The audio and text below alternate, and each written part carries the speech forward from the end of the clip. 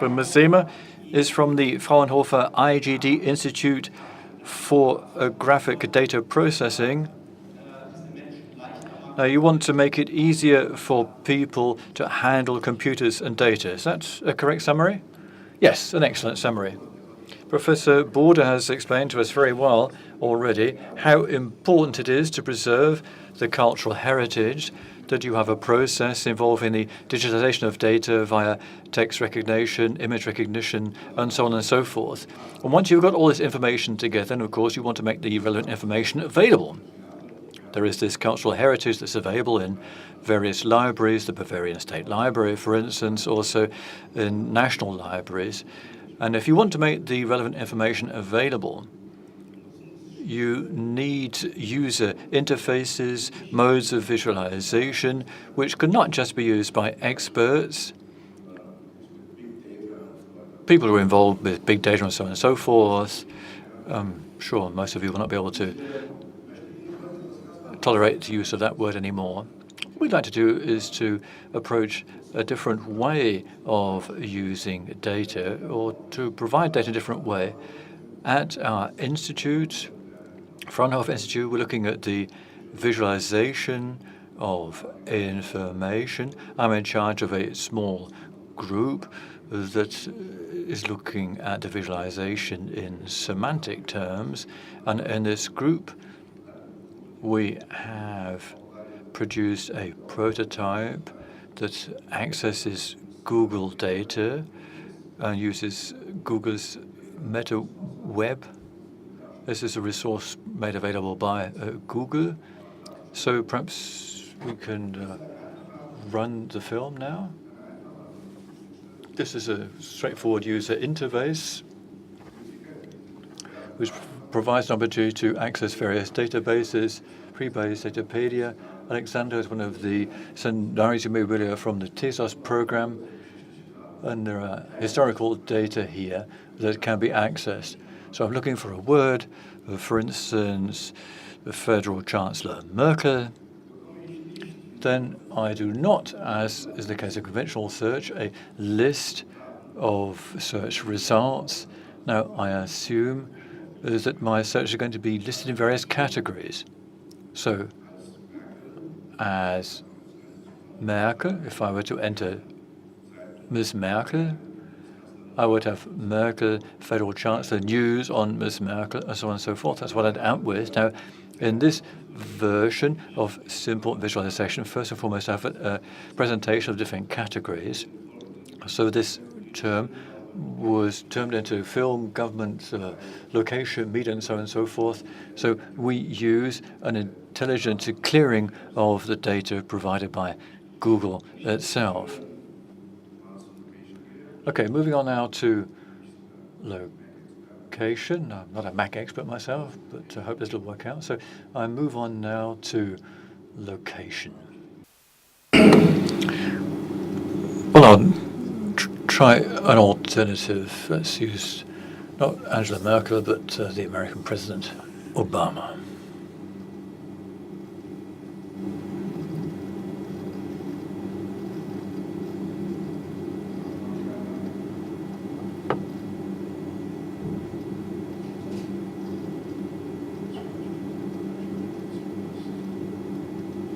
Perhaps this is because it's a Flash application, that it's not working properly.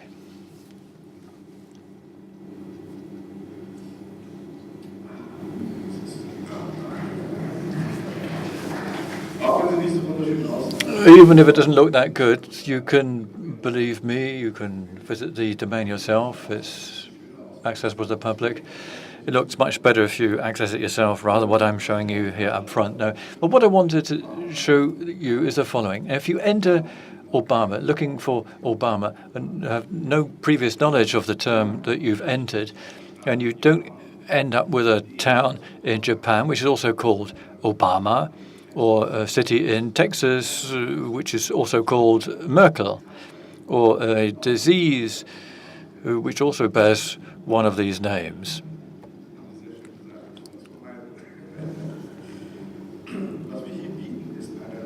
Now, what we've got here is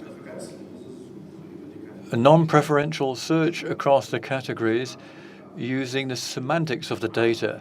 So in other words, we have all this information that the pioneers have digitized, processed, and had equipped with data recognition systems or equipped with megadata. Digital libraries can be visualized, for instance, and then, unfortunately, you can't see this level of resolution here. You can depict a semantic relation. So what we can show you here, or you have to imagine this yourself now, that Merkel is the federal chancellor of Germany, Germany is in Europe, and so on and so forth.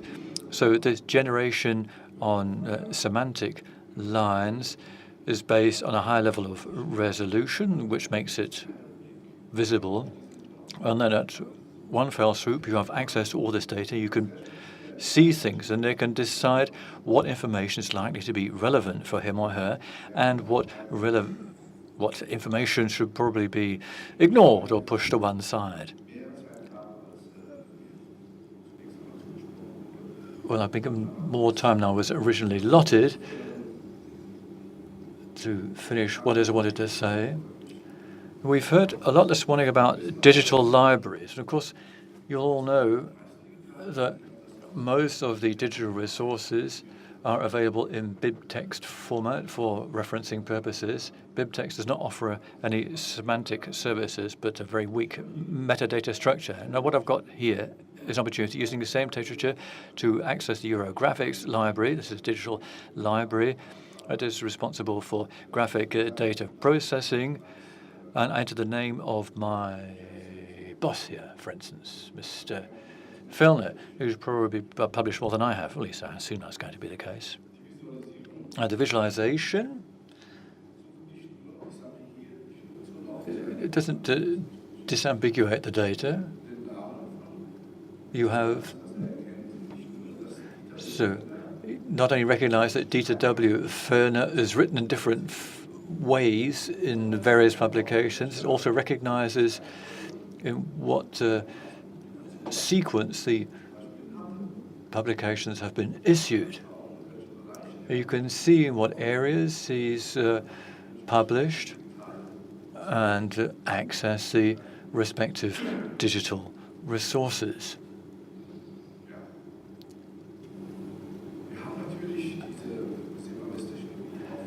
Well, we've got some of this technology for visual analysis purposes as well. Look at it, signals, trends, market analysis, social media aspects, and so on and so forth, using data mining processes and so on and so forth for the refinement of the data accessed. But I want to come on to big data. But no, I don't want to go into that, because the most simple form of handling information to make things easy for the users, and by the way, this visualization was used for the German Digital Library as a prototype. The head of the department attempted to have this integrated here accordingly. So I think I've given you a general overview now. So if you have any questions, well, I'll be available later on. Thank you very much. We want to go straight on to the second presentation, and then we'll move on to the Q&A session then immediately after that. Databases, science. We want to get a third discipline on board now and look at the realm of art. There are many things. We talk about digital vagabonds. There was people who work on a laptop from all over the world, but of course it's the alternative also possible. A workstation can move around as well, or meander about all over the place, all over the globe. Now, one of these has been in New York. It's come now to a laptop, and as far as I know, it is now out and about, or moving in the direction of Mumbai. Corinna Rose from BMW Guggenheim Lab is with us now to tell us more.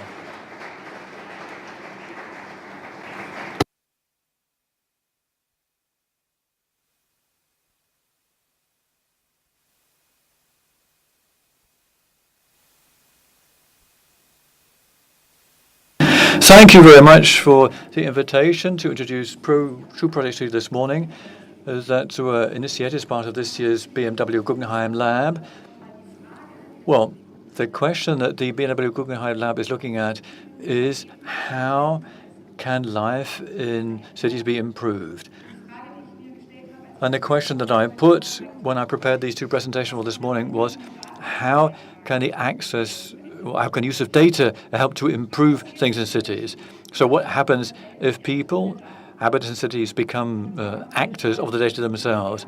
We heard about the value of data this morning, and I, as my colleague, will come back to that in the course of our presentations. Let me just come to the context. What is the BMW Guggenheim Lab? It's just been pointed out. It's traveling through 9 countries over a period of 6 years. And this year, it was in Berlin. It's a collaboration between BMW and Guggenheim. And the initiators and main curators are at the Guggenheim in New York, Marianne Canoa and David van der Leer. And in each of these cities that the lab goes to, 4 lab team members are chosen to produce the program in collaboration with the curators from New York. So first of all, there's a program related to the structure that's in the city for a period of 10 weeks, then the project that's taking place in the city concerned. I'd like to present 2 of these projects to you here this morning, which have come about as a result of collaboration with the actors and residents of the city. I'll be bringing them up on stage in just a moment, at least the people we've collaborated with, because they're all here this morning. But before I do that, let me look at Rachel Smith's project. First of all, she's from Australia, and therefore can't be with us here this morning. And the project she was involved in is called Crowd-Solving Bicycle Map. So, Dynamic Connections Map. So this is the first attempt made throughout the world to have an interactive bicycle map connected with a crowd-solving process. So in contrast to maps that we're familiar with, where you have the properties of streets and cycle maps can be recognized, this map makes it possible to have different categories involved, people interested in safe riding, potential cyclists or whatever. At the moment, the cycle network in Berlin, in other words, this needs to be assessed here in Berlin to see whether it is safe or pleasant or amenable to cyclists. And in the second stage, this project makes it possible to compile a map with a new type of cycle network based on this interaction with the users of the cycle network. There are 4 types of cycle users in this map. I'll just try to switch on here. Yeah. Okay. There are the bold and fearless people in this group. They're very safe cyclists, mostly, who choose the safest, quickest, or the fastest, quickest route to get somewhere, and are not worried about what's going to happen to them en route. Then there are the enthused and confident people. This is a group of potential road users who would like to use their bikes to transport things or to get from A to B in a safe and comfortable way, because they need the relevant safe cycling infrastructure that would enable them to use their bikes on a regular basis. And there's the next group.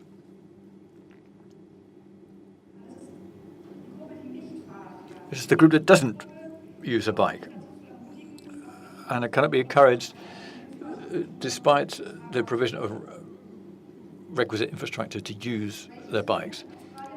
Rachel Smith has carried out a project in Australia. All the roads in a certain area were rated, and a map was drawn up on paper. And she was involved in the lab project. She said she would like to go a step further and look at the usability of the data, which is, of course, limited on paper. We would like to have that extended, in other words. And this, of course, gave us the opportunity to make this map interactive. She called this a dynamic connection map project. And this is a project which makes it possible for everybody in Berlin, not just the engineers, to rate roads on the basis of certain criteria. Just takes place very quickly. 3 minutes, answer 5 questions in that time. So, first category, whether the cyclists think themselves they are safe cyclists, regular cyclists, interested in cycling, or whether they never ride anywhere on a bike. And this makes sure that the participants are spread across the various groups, all different types of cyclists that, of course, exist in a city, which, of course, has an impact on the rating given to roads, and they can subsequently be clustered on that basis.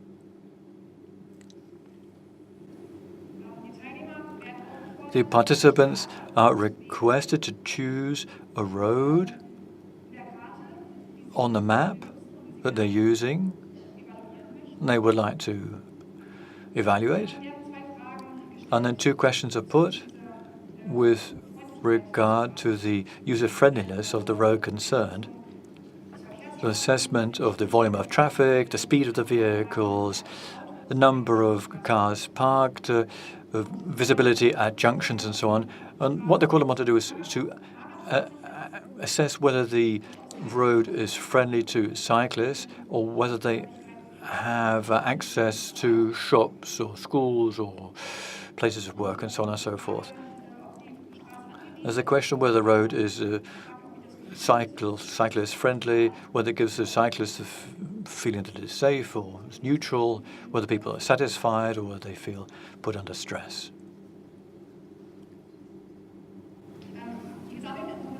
Now, the data that are collated are processed using an algorithm, and you end up with an overall network. The roads that are characterized as being friendly are colored green, and those that are considered to be unpleasant are colored red.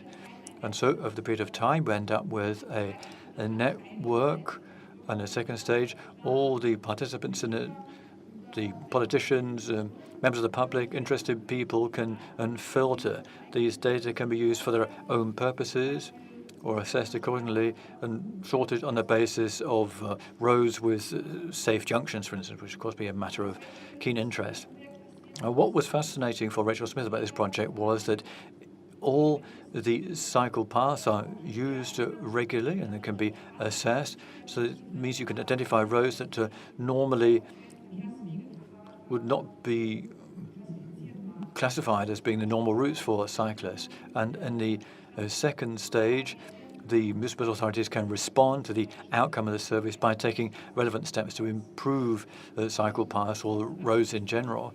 And in conclusion, this project is still at the research stage, so the first practical test is being carried out in the form of an experiment. What they're trying to do at the moment is to get funding to have an extension to incorporate accident data using discussion fora and so on and so forth. And the objective after that is to have this map used for cities across the world. At the moment here in Berlin, we've got 5,000 people who participated in this survey.